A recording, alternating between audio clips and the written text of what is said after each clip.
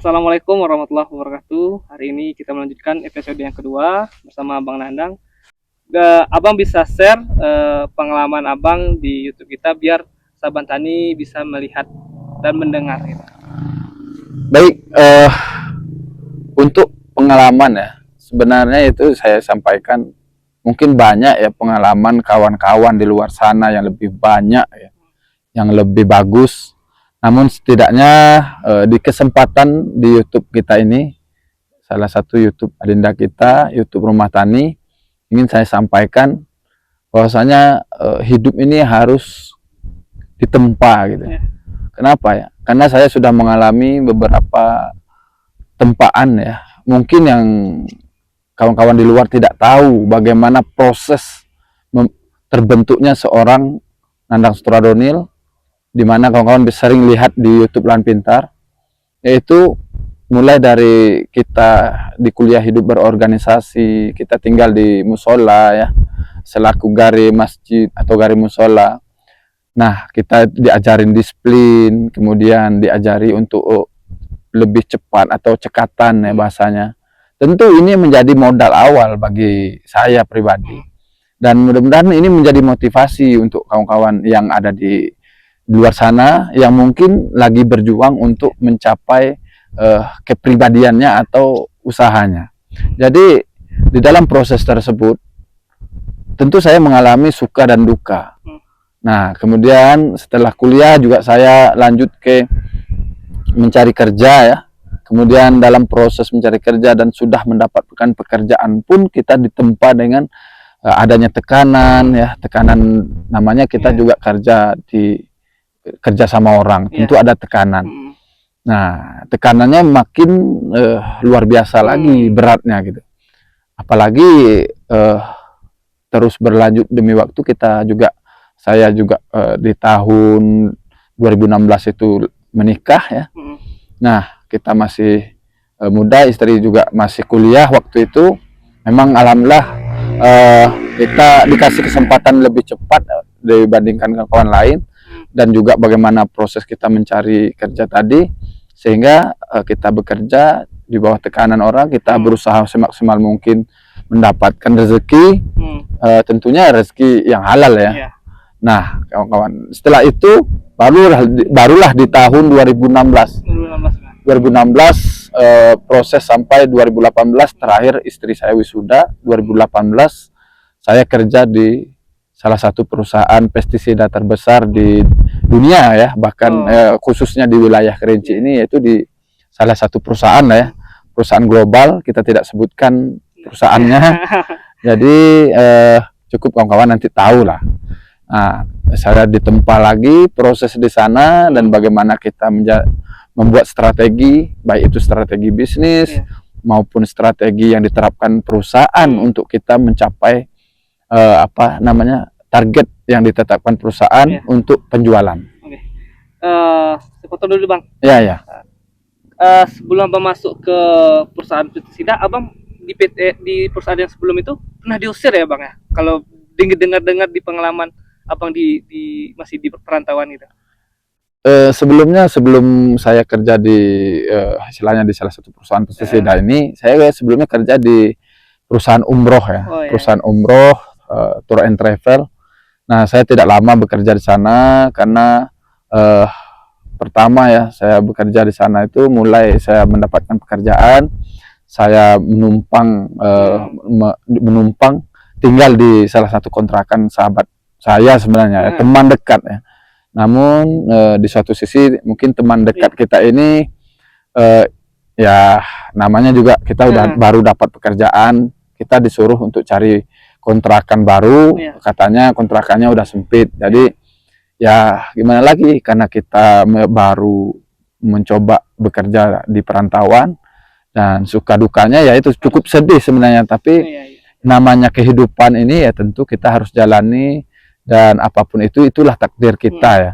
Di saat itulah mulai kita mengatakan pada diri kita, kita harus lebih baik, lebih kuat, lebih cekatan untuk kedepannya dalam hal berusaha. Ya itulah pengalaman abang kita cukup menantang juga ya bang ya. Iya. Masa dulu itu bang ya. Memang bagi saya ya cukup menantang. Mungkin kalau orang lihatnya dengan pencapaian sekarang, dibilang kita nggak ada penempaan diri atau istilahnya tidak ada apa ya, tidak ada ujiannya gitu. Padahal ujiannya juga sangat berat bagi saya. Jadi gini teman-teman, hidup ini tidak ada yang gimana ya bang ya? Instan ya, seperti Indomie ya bang, ada semua isinya ya. Jadi hidup ini butuh proses juga ya bang ya. Iya. Harus kita mau jadi bos juga, kita harus dari awal juga ya bang, dari bawahan juga ya. Ya, abang ini juga punya berapa produk bang? Ada lebih kurang 5 produk yang kita. Produknya apa saja? Nah, kita memiliki, alhamdulillah sekarang sudah memiliki lebih kurang 5 produk yang kita fokuskan. Ini 5 produk ini ialah produk untuk pertanian ya. Ada nutrisi tanaman beberapa, itu terdiri dari Smart Grow, Smart Humus, Smart Grow B, Lebat, dan Smart Tunas. Jadi masing-masing memiliki peran yang sangat penting terhadap pertumbuhan tanaman dan hasil ya. Nah, kawan-kawan, di dunia digital ini, kita kembali ke dunia digital. Dengan seiring berkembangnya TikTok, ya, YouTube, maupun Marketplace, Shopee, Lazada, dan lain sebagainya. Inilah peluang kita seorang petani yang di pinggiran kota. Kalau dilihat dari kita di Kerinci, mustahil kita bisa jualan online. Gitu. Apalagi kita buka marketplace yang cukup, alhamdulillah sekarang sudah lebih dari beberapa ribu mengikuti kita di Shopee kan. Nah, inilah peluang kita selaku pertanian, bukan sekedar ya kita mengolah tanah, mengolah lahan. Nah, itu memang real yang kita lakukan, memang seorang petani memang itu yang kita kerjakan. Namun di suatu sisi seorang petani milenial ya, apalagi Gen Z sekarang ini di era digital, itu semuanya bisa kita jual. Baik itu misalnya di saat harga cabai ini anjlok, bagaimana kita seorang pertanian bisa meracik itu menjadi bumbu masakan misalnya, atau campuran campuran bumbu lainnya, itu juga menjadi peluang. Nah, seiring berkembangnya marketplace yang begitu pesat sekarang, itu sebagai sarana kita untuk jual beli di sana.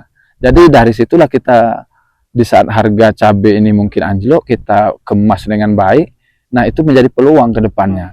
Jadi ada hulu dan hilir, itu mestinya orang pertanian itu harus tahu. Harus tahu.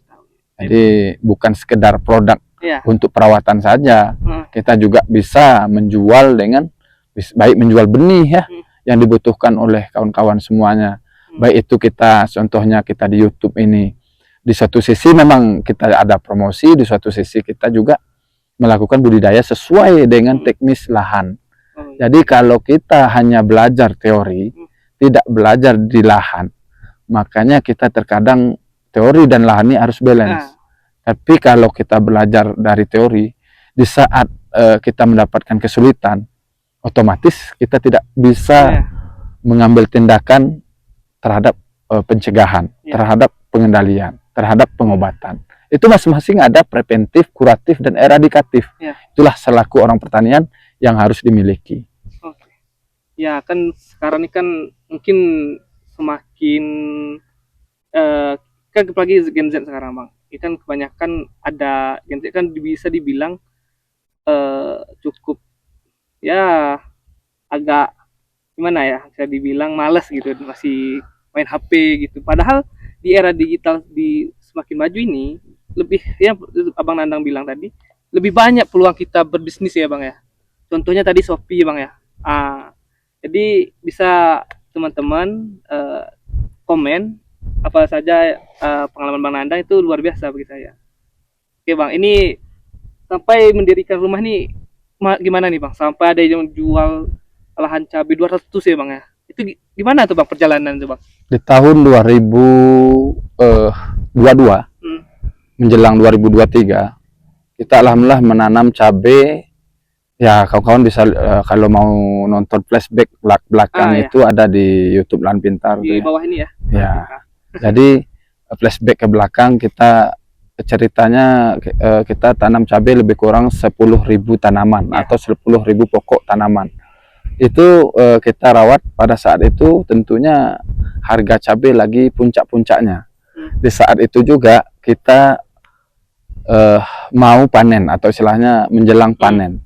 Jadi datanglah tawaran dari salah satu pembeli, ditawar kita harga cabai 200 juta. Makanya kita langsung deal, oke, cocok.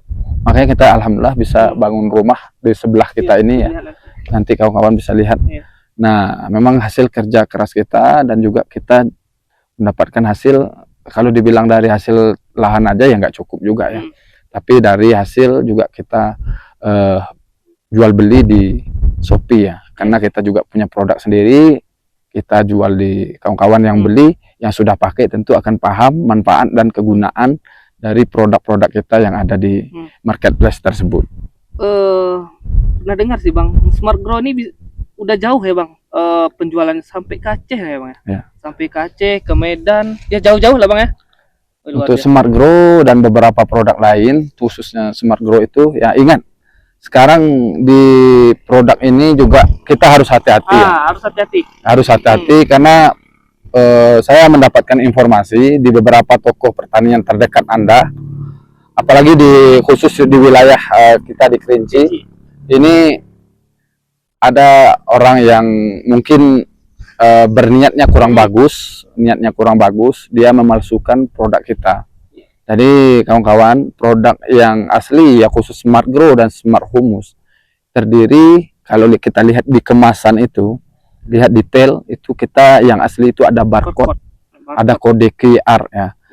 Nah, kalau nggak ada kode barcode itu dipastikan palsu.